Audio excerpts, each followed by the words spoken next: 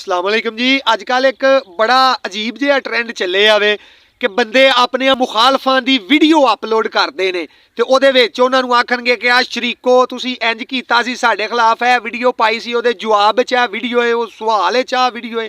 ਭਾਈ ਜਾਨ ਜਦੋਂ ਤੁਹਾਨੂੰ ਮੁਖਾਲਫਾਂ ਦਾ ਪਤਾ ਹੈ ਤੁਹਾਨੂੰ ਇਹ ਵੀ ਪਤਾ ਹੈ ਕਿ ਫਲਾਣੇ ਬੰਦੇ ਨੇ ਤੁਹਾਡੇ ਖਿਲਾਫ ਵੀਡੀਓ ਪਾਈ ਹੈ ਤੇ ਵੀਡੀਓ ਬਣਾਉਣ ਤੇ ਤੁਹਾਡਾ ਦਿਲ ਕਿਵੇਂ ਕੀਤਾ ਹੈ ਸਿੱਧੇ ਉਹਦੇ ਕੋਲ ਜਾਓ ਜਾ ਕੇ ਉਹਨੂੰ ਮਿਲੋ ਉਹਨੂੰ ਟੱਕਰ ਮਾਰੋ ਉਹਨੂੰ ਆਖਿਆ ਆ ਭਾਈ ਇੱਧਰ ਸਾਡੇ ਖਿਲਾਫ ਤੂੰ ਵੀਡੀਓ ਸਾਨੂੰ ਲੋਕਾਂ ਨੂੰ ਤੁਸੀਂ ਕੀ ਆਂਦੇ ਹੋ ਸਾਨੂੰ ਤੁਸੀਂ ਕੀ ਦੱਸਦੇ ਹੋ ਕਿ ਫਲਾਣੇ ਨੇ ਮੇਰੇ ਖਿਲਾਫ ਵੀਡੀਓ ਪਾਈ ਹੈ ਤੇ ਐ ਮੈਂ ਉਹਦੇ ਜਵਾਬ ਵਿੱਚ ਪਿਆ ਦੇਣਾ ਵਾ ਤੁਸੀਂ ਇੱਥੇ ਜਵਾਬ ਨਾ ਦਿਓ ਜਾ ਕੇ ਮੂੰਹ ਤਰੋਂ ਗੱਲ ਕਰ ਲਓ ਜਦੋਂ ਫਲਾਣੇ ਦਾ ਪਤਾ ਜੂ ਜੇ ਕਿ ਕਿਸ ਵੀਡੀਓ ਬਣਾਈ ਹੈ ਤੂੰ ਉਹਦੇ ਘਰ ਟੁਰ ਜੋ ਤੁਸੀਂ ਨਾਲ ਮੁਲਕ ਨੂੰ ਜ਼ਰੂਰ ਵਖਤ ਪਾਏ ਹੈ ਇੱਕ ਆ WhatsApp ਤੇ ਏਡੇ ਏਡੇ ਗਮਗੀਨ ਸਟੇਟਸ ਉਹ ਈਦ ਵਾਲੇ ਦਿਨ ਵੀ ਰੋਣਾ ਆ ਜਾਂਦਾ ਵੇ ਏਡੇ ਏਡੇ ਦੁਖੀ ਬੰਦੇ ਸਟੇਟਸ ਲਾ ਛੱਡਦੇ ਨੇ ਫਿਰ ਜਿਹਦੇ ਲਈ ਲਾਣਗੇ ਉਹ ਬਾਰ-ਬਾਰ ਖੋਲ ਕੇ ਵਿਊ ਚੈੱਕ ਕਰਨਗੇ ਕਿ ਉਹਨੇ ਵੇਖਿਆ ਕਿ ਨਹੀਂ ਤੂੰ ਸਾਰੇ ਪਾਕਿਸਤਾਨ ਨੂੰ ਵਹਾ ਕੇ ਉਹਨੂੰ ਵਹਾਣਾ ਚਾਹੁੰਦਾ ਤੂੰ ਸਿੱਧਾ ਉਹਦੇ ਨੰਬਰ ਤੇ ਹੀ ਸੈਂਡ ਕਰ ਚਾ